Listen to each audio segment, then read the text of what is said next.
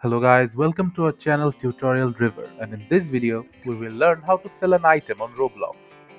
Firstly, you have to open up your browser and in the search panel type Roblox. Now go to the official Roblox website.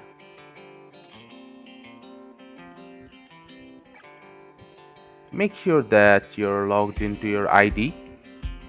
Now on the left side click on Inventory. From here you can choose any item that you want to sell.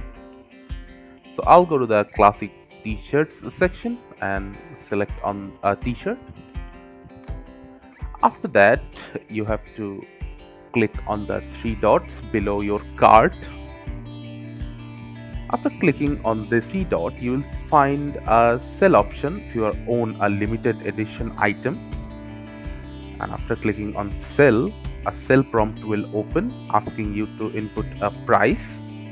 After inputting the price, your item will be available on the marketplace, and you also have to enable the two-step authenticator in order to sell an item.